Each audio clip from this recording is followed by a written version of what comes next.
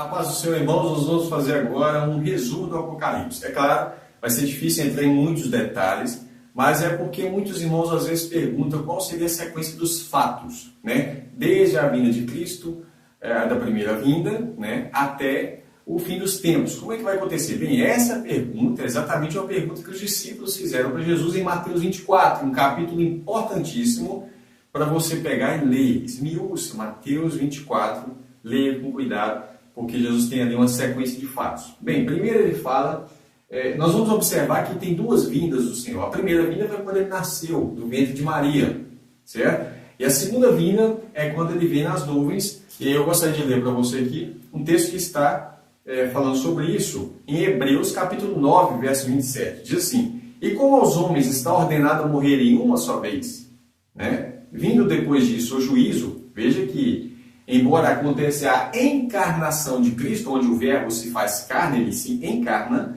esse texto quebra, não confunda com a reencarnação. A reencarnação é uma doutrina falsa, espírita, que diz que os homens morrem e depois eles vão ressurgir, no sentido assim, eles vão nascer em uma reencarnação, vão nascer lá na frente, de acordo com o que eles fizeram, e eles vão se aperfeiçoando ao longo da história.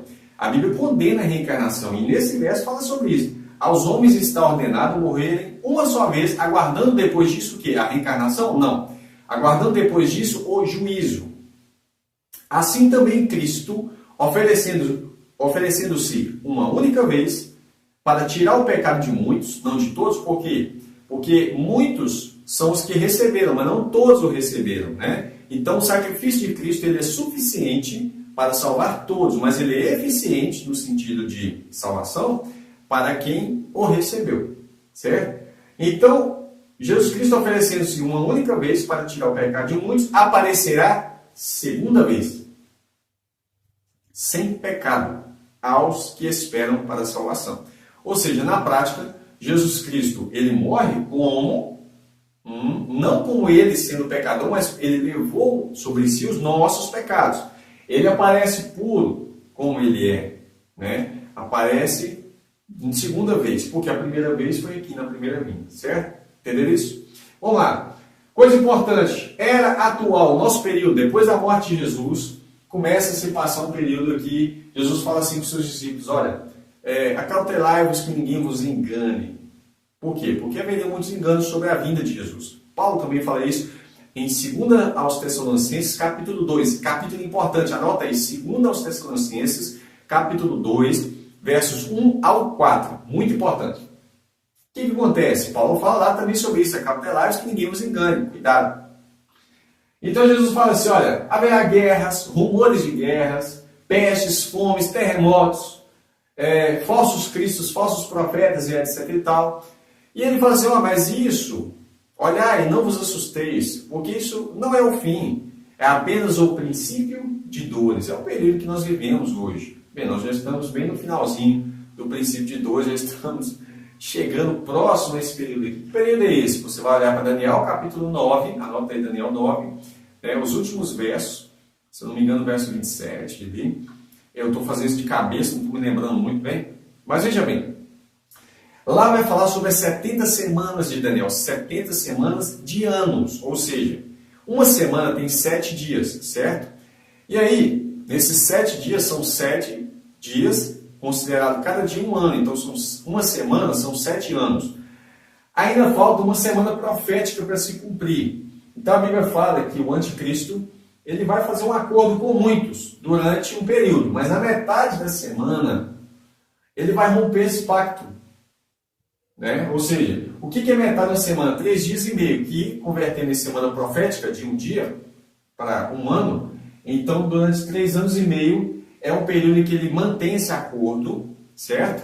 E é o período da ascensão do anticristo. Quem conhece o profeta Daniel vai se lembrar do chifre pequeno que aparece em Daniel 7, capítulo importantíssimo, e Daniel 2 também.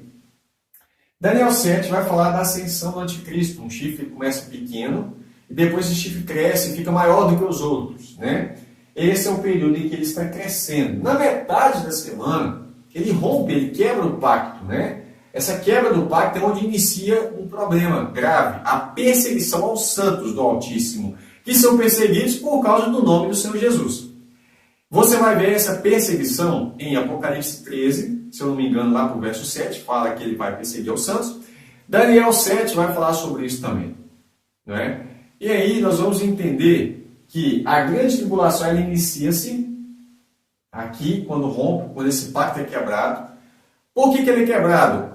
Paulo vai falar em 2 Tessalonicenses, capítulo 2, verso 2, o seguinte: irmãos, quanto à vinda do nosso Senhor Jesus e a nossa reunião com Ele, ou seja, o arrebatamento, a reunião nos ares, ele fala assim, que isso não vai acontecer sem que antes se manifeste, apareça, fique evidente, se manifeste o homem do pecado, o filho da perdição, que é o anticristo, a qual se levanta contra tudo que se chama Deus ou se adora, de modo que se assentará como Deus no templo de Deus, querendo parecer Deus. O anticristo vai querer ser Deus. Então ele vai perseguir todo mundo que adorar a outro Deus, principalmente ao Deus verdadeiro. Isso é parecido com a história de Daniel, onde Nabucodonosor, no 3º capítulo, ele monta uma estátua de si próprio e ele faz com que todo mundo venha se prostrar a essa estátua.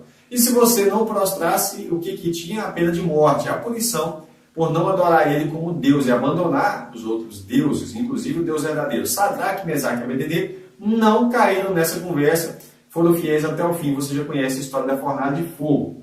Bem, é a mesma coisa que o anticristo vai fazer com a imagem da besta, certo? Quem não adorar a imagem da besta vai morrer, vai ser perseguido, vai ser preso, vai ser torturado, vai ser morto, etc. e tal. Esse sim é o período da grande tribulação. Muita gente acha que ela começa no início da semana. Não, ela começa na metade da semana, onde a besta vai perseguir durante um período de 42 meses, que dá 3 anos e meio. Ou, na linguagem profética, tempos e metade de um tempo, que seria 3 anos e meio. Tá certo? Deu para entender aqui? Beleza. Quando nós falamos sobre o arrebatamento, por que ele está aqui no final da grande tribulação? Porque Jesus fala isso em Mateus 24. Pega o verso 21, vai falar assim, que vai haver uma grande tribulação. Talvez a sua tradução está escrito grande aflição. É a mesma palavra no grego, é tribulação. E no verso 29 em diante diz que depois dessa tribulação, então Jesus vem sobre as nuvens, com poder e grande glória. E aí ele envia os seus anjos para recolher os santos. É aqui que está acontecendo o arrebatamento. Isso bate com o que está escrito em 1 Coríntios capítulo 15, se você pegar lá no verso 51 e 52, diz assim, eis aqui vos digo um mistério, Paulo dizendo, na verdade nem todos dormiremos, que é morrer em Cristo, né? Mas todos seremos transformados. Quanto tempo demora essa transformação? Num momento, continua a leitura, todos seremos transformados num momento, num abrir e fechar de olhos. Não é o arrebatamento que é no abrir e fechar de olhos, mas a transformação. Todos seremos transformados num momento, num abrir e fechar de olhos, ante a última trombeta. Paulo tinha a trombeta do Apocalipse em mente. Mas João não tinha escrito ainda o Apocalipse. E a revelação de Deus precisava vir por meio do escrito de João para que Paulo compreendesse. Pedro mesmo elogia a sabedoria profunda que Paulo diz, que Paulo tinha. Inclusive, Paulo diz o seguinte, ele conta um evento na segunda pessoa, dizendo que ele conhecia um homem, que era ele mesmo, ele estava falando dele, um homem que ele ouviu coisas de Deus, inclusive coisas tão profundas, que havia algumas coisas que era proibido aos homens ouvirem. Então, Paulo não poderia falar daquilo que ele ouviu. Olha, se Paulo ouviu coisas tão grandiosas, ele não sabia dessa última trombeta, evidentemente que ele está falando da ressurreição, do período da vinda de Cristo. Ele fala assim, na verdade nem todos dormiremos, mas todos seremos transformados no momento, no abrir e fechar de olhos, ante a última trombeta, porque a trombeta soará e os que morrerem em Cristo ressuscitarão em corpos incorruptíveis. Deixa eu abrir aqui, Aí ele fala assim, e os mortos ressuscitarão incorruptíveis, e nós, se estivermos vivos, seremos transformados, certo? Ele está falando nós na figura da igreja, nós que ficarmos vivos para a vinda do Senhor, né? Agora, em 1 Tessalonicenses capítulo 4, olha que interessante como que Paulo trabalha esse assunto, falando ainda do arrebatamento. Verso 15, dizemos-vos isso pela palavra do Senhor, que nós, os que ficarmos vivos para a vinda do Senhor Jesus, não precederemos os que dormem. Olha, nós não vamos passar na frente dos irmãos que estão mortos. Nós não vamos subir no arrebatamento e eles ficarem. Não. Como é que funciona a sequência? Porque o mesmo Senhor descerá do céu, com alarido, a voz do arcanjo e da trombeta de Deus, com a trombeta de Deus, E os que morrerem em Cristo ressuscitarão primeiro. Então, antes do arrebatamento, tem que acontecer a ressurreição dos mortos. Os que morrerem em Cristo, anota a sequência, ressuscitarão primeiro. Paulo já tinha explicado que a ressurreição já era um corpo transformado. Você não vai ressuscitar, se caso você morrer, num corpo natural e depois esse corpo ser transformado num corpo glorificado. Não, já ressuscita com corpos incorruptíveis. Depois, olha a sequência, depois nós, os que ficarmos vivos, que são transformados, seremos arrebatados juntamente com eles nos ares. Não é arrebatamento para o céu. A Bíblia não fala de ser arrebatado para o céu de Deus, mas aqui o céu das nuvens. Então fala assim, seremos arrebatados juntamente com ele nas nuvens, né? A encontrar com o Senhor nos ares. Por que encontrar com ele nos ares? Porque ele veio do céu e nós vamos até as nuvens, certo? E nós vamos encontrar com ele ali, nas nuvens, como está escrito em Mateus 24, né? E aí, fala assim, portanto, consolai-vos uns aos outros com esta palavra. Aqui você tem um evento importante. Agora, o próximo passo é falar sobre o que acontece depois da vinda do Senhor Jesus. Ok? Então, nós vamos estar falando sobre o que acontece aqui depois.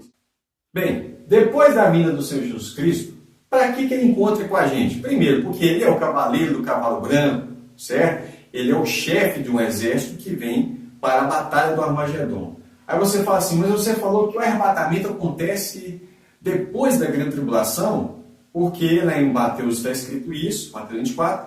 Quais são os outros versos que vai dar embasamento para nós falarmos sobre isso? Bem, tem gente que acha que o arrebatamento vai acontecer, né, a qualquer momento, mas não é isso que a Bíblia diz. Em momento nenhum a Bíblia diz. A Bíblia diz que para o arrebatamento ocorrer, precisa acontecer a ressurreição. E quando é que acontece a ressurreição? A ressurreição acontece, evidentemente, segundo o que Jesus falou, João capítulo 6, abre sua Bíblia aí, João capítulo 6, no verso 39, Jesus vai dizer que a ressurreição acontece no último dia. No verso 40, ele diz que a ressurreição acontece no último dia. No verso 44, Jesus diz que a ressurreição acontece no último dia, e não 7 anos antes do último dia, e não 3 anos e meio antes do último dia, mas no último dia. No verso 54, Jesus também diz que acontece em Mateus 6, em João 6, versos 39, 40, verso 44 e 54, Jesus também fala que a ressurreição ocorre no último dia. Marta, irmã de Lázaro, entendeu o ensino. Quando Jesus fala assim, em João 11, verso 23, ele diz o seguinte para Marta, teu irmão há de ressuscitar. Sabe o que ela fala para ele? Ela diz assim, eu sei, Senhor, eu sei que ele há de ressuscitar na ressurreição do último dia. Mas Jesus não estava falando dessa ressurreição, Jesus estava falando que ia ressuscitar ele agora, né, naquele momento. Então, ela entendeu que a ressurreição dos santos ocorre no último dia, como Jesus tinha falado. Então, se a ressurreição ocorre no último dia, ao soar da última trombeta, então nós sabemos que o arrebatamento também precisa acontecer no último dia, ao soar da última trombeta. A última trombeta, como nós já falamos, ela está em Apocalipse capítulo 11. Verso 15, olha que coisa chique. São 7 trombetas do Apocalipse e essa é a última. Aí você fala, não, o arrebatamento já aconteceu.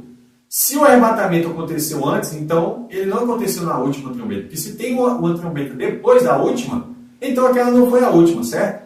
Essa é a última.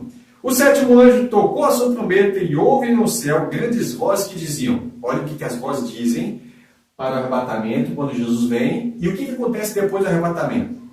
Os reinos do mundo, não os reinos do céu. Aqui está esclarecendo que Jesus vem para reinar no mundo durante um período de 1000 anos. Esse é o milênio. Os reinos do mundo vieram a ser do nosso Senhor e do seu Cristo, e ele reinará para todo o sempre. O reino não é um reino de Viona, é um reino eterno, mas aqui nós temos um período mais ou menos, vamos dizer assim, de um estágio para onde a igreja vai reinar com Cristo durante o período de 1000 anos. Eu vou colocar aqui aquilo que a gente chama de reino milenar, né? O milênio. São 1000 anos de reinado aqui na Terra e tem um propósito de Deus para isso, evidentemente. E diz assim, e ele, fala assim, ele reinará para todo sempre. Os reinos do mundo vieram a ser do Senhor e do seu Cristo, né? E os 24 anciãos que estão assentados em seus tronos diante de Deus prostraram-se com seus rostos e adoraram a Deus, dizendo, graças te damos, Senhor Deus Todo-Poderoso que és e que eras e que has de vir, que tomaste o teu poder, o teu grande poder e reinaste. É nesse momento que acontece então a Jesus Cristo assumindo o reino, a autoridade sobre os reinos do mundo, que até então estava na mão do inimigo, né? E iraram-se as nações. Quando Cristo vem, as nações se iram nesse período, né? E veio a tua ira. Eles estão declarando, as nações se iraram e então veio a tua ira. E a igreja subiu porque ela sai fora da ira de Deus, certo? Você vai observar que durante as 6 taças da ira de Deus a igreja está aqui. Mas na última taça, na conclusão, ou seja, no golpe final, a igreja é tirada para que ela também participe desse momento de vitória. Aí você fala, mas a igreja estava aqui durante as 6 taças? Sim, mas a ira de Deus não cai sobre a igreja. Ser protegido da ira de Deus não significa que ele vai ser tirado daqui, ela vai ser tirada para a conclusão.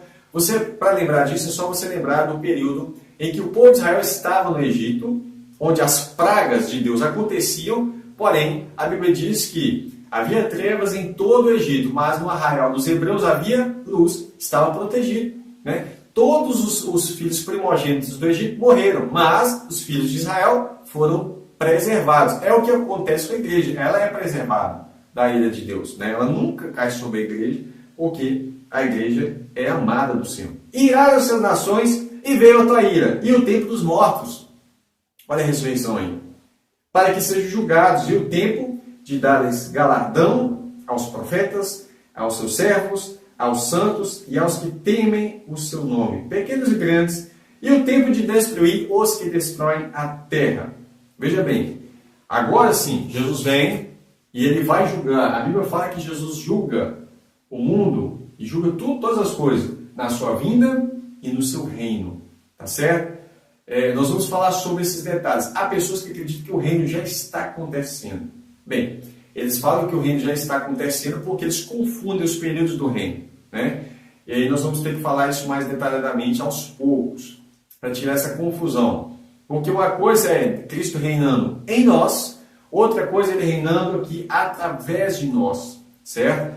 Porque falar que a igreja já está reinando é, no mínimo, absurdo. Você vê o sofrimento que a igreja passa, né? E aí você vê na Síria, no Oriente Médio, de modo geral, em vários países do mundo, a igreja sendo perseguida, morta, e nós falamos, mas a igreja está reinando com Cristo. Mas que esse reinado é espiritual, irmão. Precisamos entender e não confundir as coisas espirituais com as coisas literais. Espiritualmente, nós já somos justificados, somos santos, somos eleitos, nós já somos salvos, tudo isso já aconteceu. Mas isso de um modo espiritual. Por exemplo, a salvação, né? A Bíblia diz que nós já somos salvos em Cristo, mas a salvação é para aqueles que perseverarem até o fim. Ou seja, a salvação de fato ela vai acontecer quando? Quando Cristo vier nos salvar da ira de Deus, nos leva até as nuvens, né? E aí sim a salvação vai ser completada, tá? Não podemos confundir aquilo que a Bíblia fala de uma maneira literal e de maneira espiritual. Por exemplo, espiritualmente todas essas coisas já aconteceram, nós já ressuscitamos, já morremos com Cristo, fomos crucificados com Cristo, etc. e tal. Somos salvos, porém, para ser salvo é necessário que você permaneça. A Bíblia fala que serão salvos aqueles que forem fiéis até o fim. Então serão salvos. Serão salvos de quê? Da ira de Deus. É por isso que Jesus Cristo nos arrebata até as nuvens. Somos tirados daqui para encontrar com Ele nas nuvens. E aí a ira de Deus ela é derramada na conclusão da ira de Deus. Veja bem, segundo Timóteo, tem muita gente que confunde o reino, falando que nós já estamos reinando a partir do momento que Jesus morreu.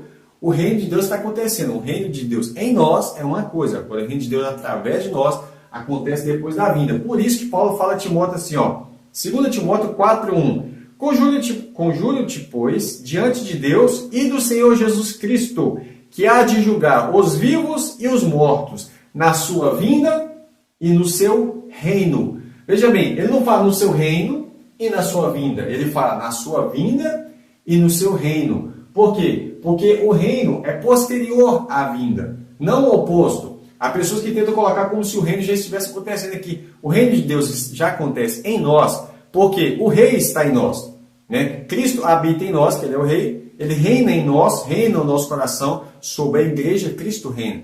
Porém, o detalhe é que, através de nós, Cristo vai governar todo o mundo. Aí sim, por isso que a Bíblia fala assim, que ele há de julgar vivos e mortos né, pela sua vinda e no seu reino. Aí o julgamento acontece aqui, que está escrito juízo final. Entretanto, a Bíblia não chama de juízo final. Eu escrevi porque todo mundo conhece aquele evento como juízo final, que é o grande trono branco. Tá?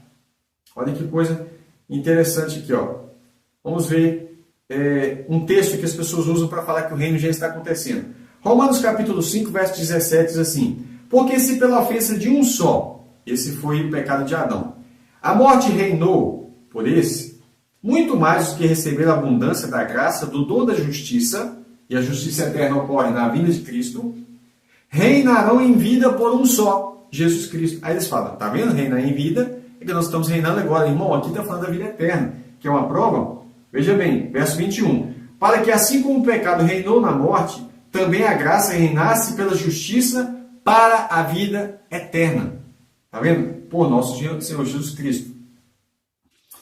2 Timóteo, capítulo 2, verso 11. Paulo diz assim: palavra fiel é esta, que se morrermos com ele, também com ele viveremos. Futuro. Se sofrermos, também com ele reinaremos. Futuro. Né? Se o negarmos, ele também nos negará. Está falando do evento futuro. Então ele fala, se nós sofrermos com Cristo, por causa do Evangelho, por causa do nome de Jesus, então nós vamos reinar com Cristo. Né? Esse reino você vai ver em Apocalipse capítulo 5, verso 9. Tá? Aí ele fala assim, e cantavam um novo cântico, como estavam cantando, dizendo, digno és de tomar o livro e de abrir os seus selos, porque foste morto, e com teu sangue nos compraste para Deus toda a tribo, língua e povo e nação. E para o nosso Deus nos fizeste reis e sacerdotes, e reinaremos sobre a terra. O reino de Cristo ocorre sobre a terra durante 1000 anos. O reino de Deus é eterno, não é só 1000 anos. Nós temos aqui apenas uma iniciação desse reino durante 1000 anos, onde nós vamos reinar com Cristo. Nós já lemos Apocalipse capítulo 11, onde você vê que fala assim, os reinos do mundo, Apocalipse 11, verso 15, os reinos do mundo vieram a ser do Senhor e do seu Cristo, porque esse é o evento. Daniel, capítulo 2, verso 44, vai falar o seguinte, que nos dias em que os reis estiverem acomodados ali, juntados com o anticristo para fazer guerra, essa guerra chamada de Armagedon, fala assim, mas no dia desses reis, o Deus do céu levantará um reino que não será jamais destruído, um reino eterno. E este reino não passará a outro povo, esmiuçará e consumirá todos esses reinos, mas ele mesmo subsistirá ou permanecerá para sempre. Você precisa ler todo o capítulo 2 de Daniel para entender esse contexto, mas está falando que o reino que vai se levantar, né? Inclusive esse reino no capítulo 2, verso 44, fala o seguinte, havia um estado que representa os reinos do mundo, e veio uma pedra cortada de um monte lá do céu, ou seja, esse monte no céu é o reino de Deus, lá no céu.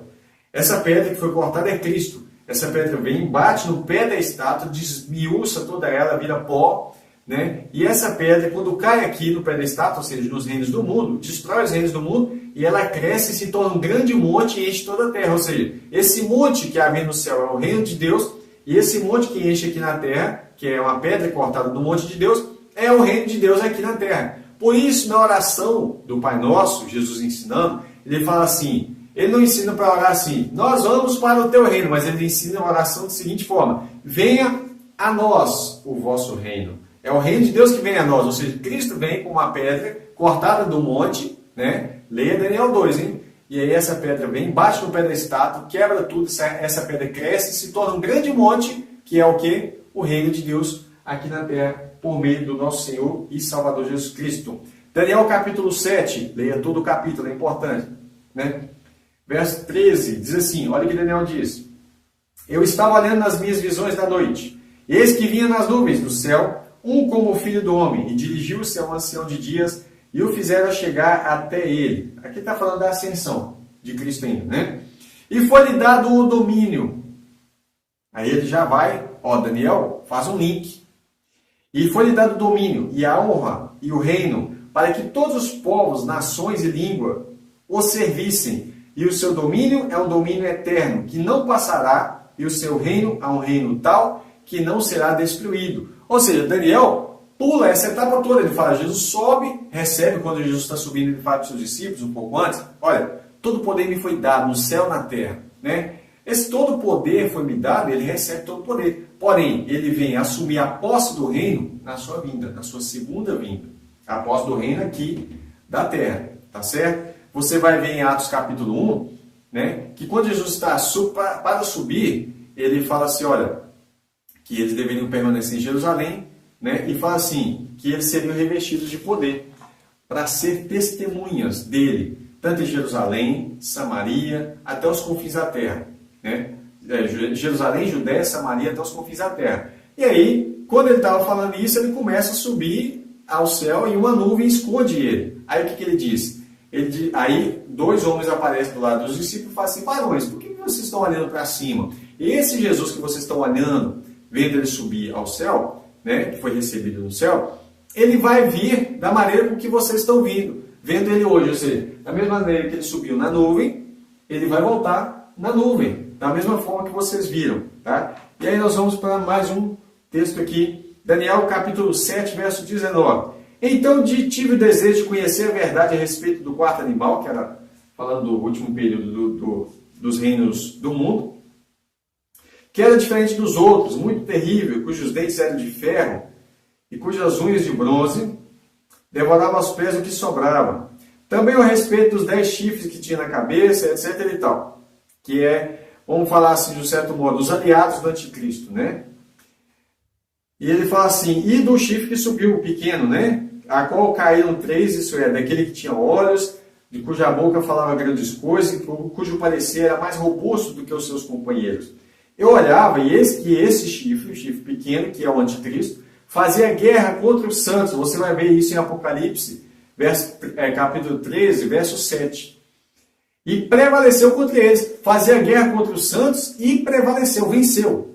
Prevaleceu contra eles, até que veio o ancião de dias e fez justiça aos santos do Altíssimo. E chegou o tempo em que os santos possuíram o reino. Apocalipse 13, 7 diz assim, sobre o anticristo, né? E foi-lhe permitido fazer guerra aos santos e vencê-los. Vencê-los. E deu-se-lhe poder sobre toda tribo, língua e nação. O anticristo, né, perseguindo aqui.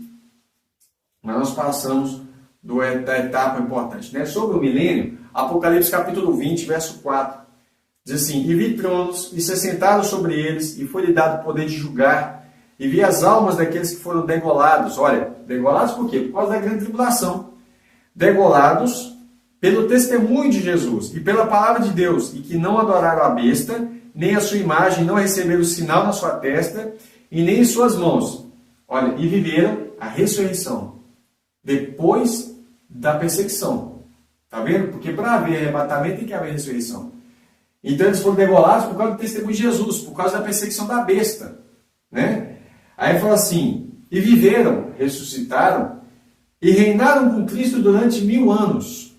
Ou seja, a gente sabe que o reino é depois da ressurreição, é depois da perseguição, da grande tribulação.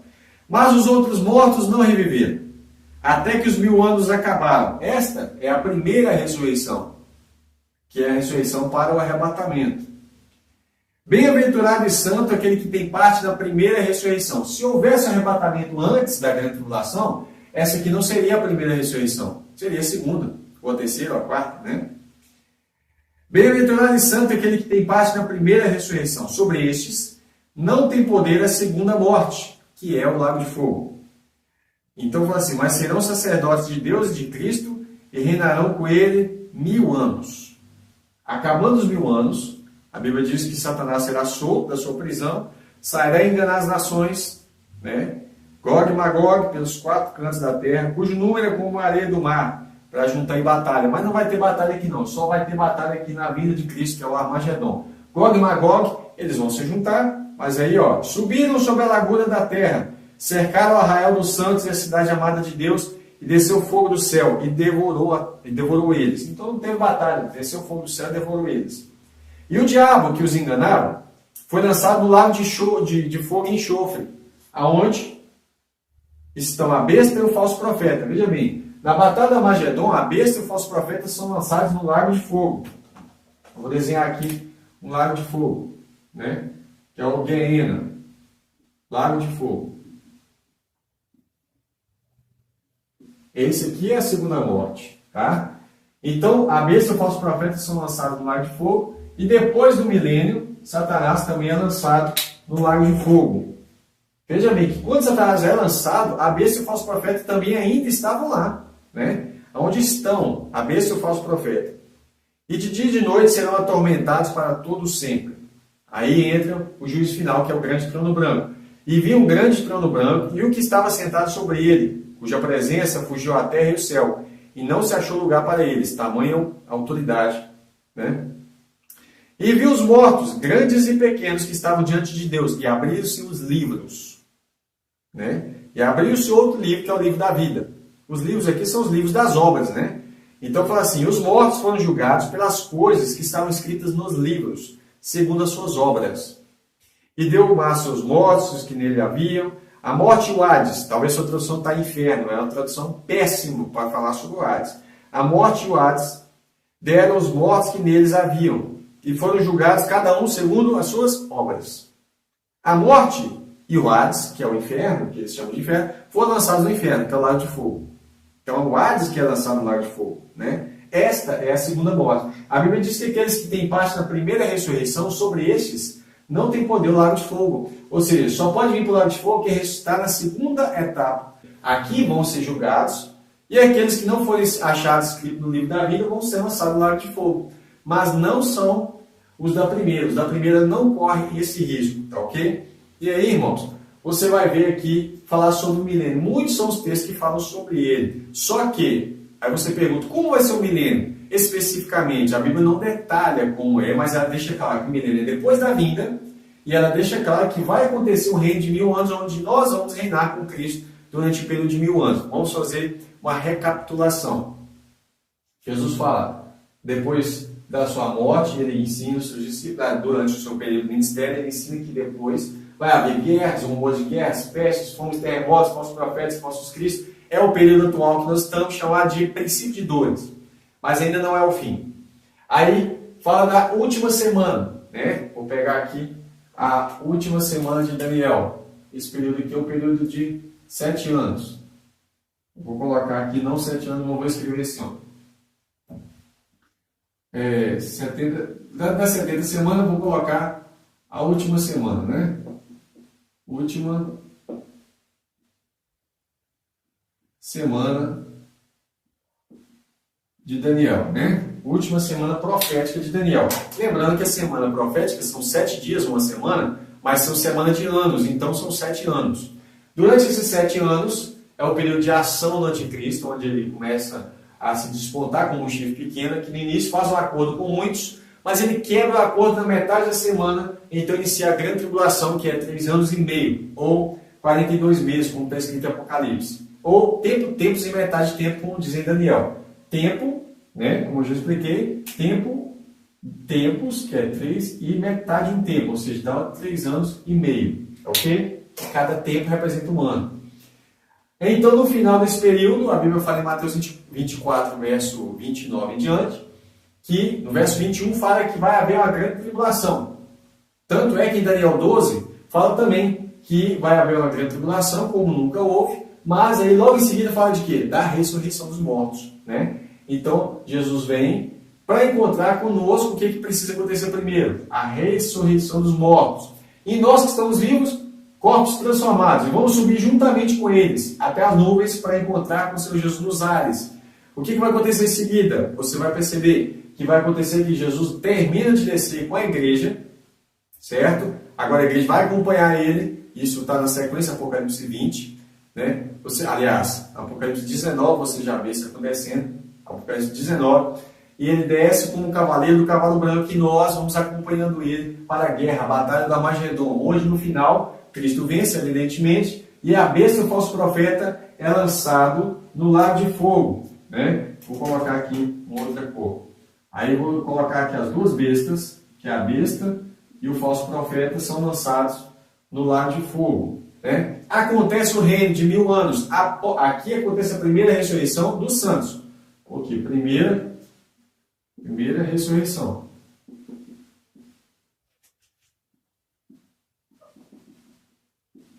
Para o arrebatamento, né?